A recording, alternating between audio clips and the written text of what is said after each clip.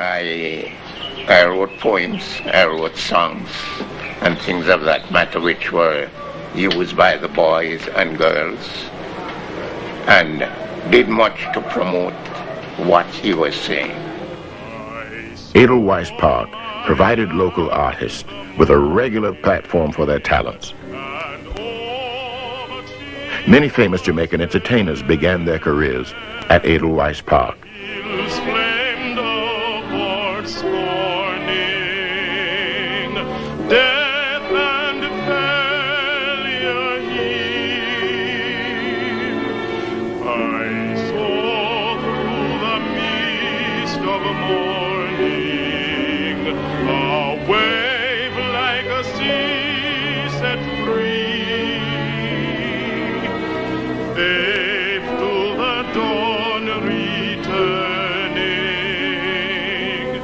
And we go by Edelweiss Park.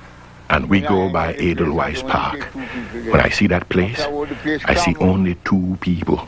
After a while, the place crammed with people. I take a lower seat. I see Marcus. I take a lower seat. When I take the lower seat, I see Marcus's choir come out. And they dress in white, all of them.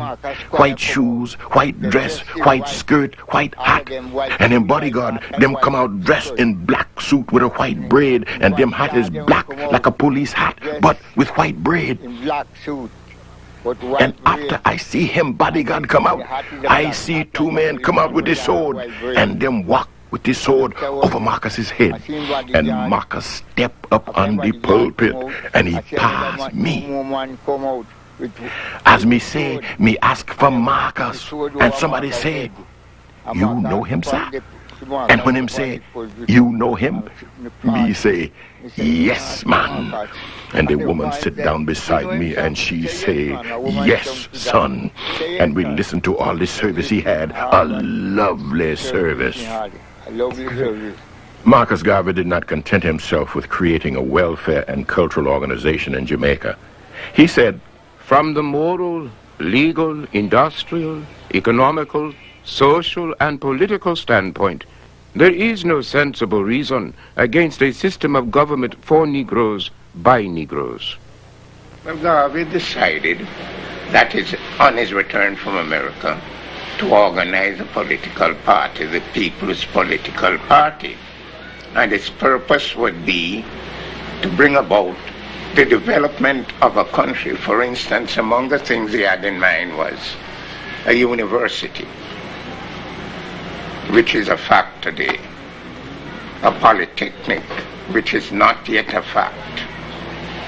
He had in mind that Montego Bay should become a city of corporate status. Port Antonio also. Montego Bay is today a city, but Port Antonio has not yet attained that status. He had in mind that there should be the workers, there should be a working day of 8 hours for the working man. Well, that came about eventually after he had passed on.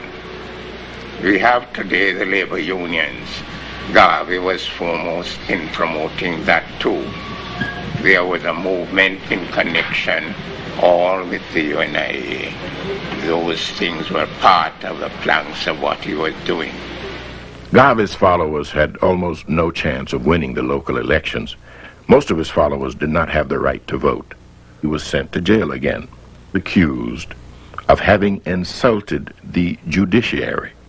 Garvey lost the election. Bitter and disappointed, he left for England, where he believed he would be closer to the real source of political power. Jamaica was still ruled by England at this time.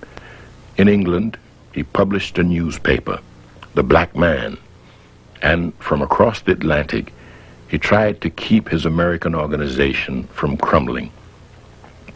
With a regular column in the UNIA's New York paper, The Negro World, he tried to hold the once powerful UNIA together. Without Garvey's charismatic presence, the infighting within the UNIA grew. While the Negro World saluted the nationalist movement led by Mahatma Gandhi in India, Garvey was bitter about the problems within his own ranks. There is no doubt that the Negro is his own greatest enemy. He is jealous of himself, envious and covetous. This accounts for most of our failures in business and other things. Another cartoon of the time showed the UNIA at the crossroads of its existence. Using a petition signed by thousands, the organization tried to persuade the U.S. government to permit Marcus Garvey to return to the United States. But the government remained firm in its refusal. One of Marcus Garvey's last sensational acts was his appearance at the League of Nations in Geneva. There he presented a petition demanding that the former German colonies in Africa be given to the black people of the United States and the Caribbean to settle and govern. No one took him seriously. Even Haile Selassie, the exiled Ethiopian emperor, refused to receive him. Garvey suffered a stroke in 1940 in London. The thing that I remember most about him is his physical appearance. Broad, short, strong person, always dressed in a three-piece suit. And he always seemed to be in a three-piece suit. And giving us money for candy, that sort of thing. So it really was a child's memory of a father. And this was in England where we lived. And I went back to Jamaica because I was sick. I had arthritis in my right leg, and I was advised, my mother was advised, that we should go back to the warm climate. So we left in 1938. And that was the last I saw of him. Marcus Garvey died on the 10th of June, 1940, in London. His last request was not to be buried in this strange land, but that his remains should be taken home to Jamaica. There was a friend of mine and a member of the organization, Leslie Alexander,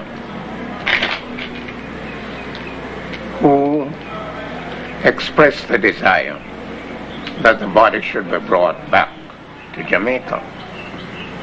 He told me that he would be going and trying to get it. But when he went on the first mission, he was not successful. Well, making a long story short, I wrote a letter and gave him, and he went on a second mission to England. When the body was brought, there was a claim that it was not the body of Marcus Garvey. So I said, well, the casket will have to go so that the people who know Garvey can identify him. Well, so it happened. It remained to the first government of Jamaica, after the island gained its independence in 1962, to declare Garvey a national hero and to bring his body home.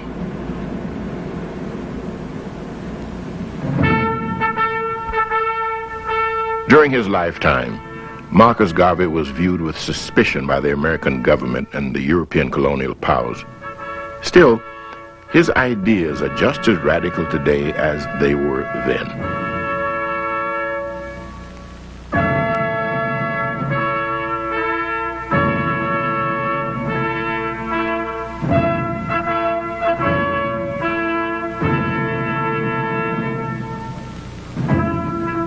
The non-white people of the world are slowly beginning to realize that their future lies in closer understanding and cooperation with one another. Neo-colonial dependency can only be overcome through self-reliance and faith in one's own strength. Marcus Garvey always stressed the point that no nation can be independent in a true sense unless it controls its own economy.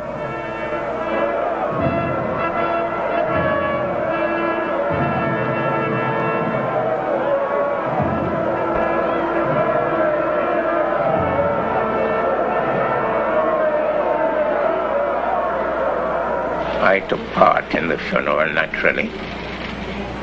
One of the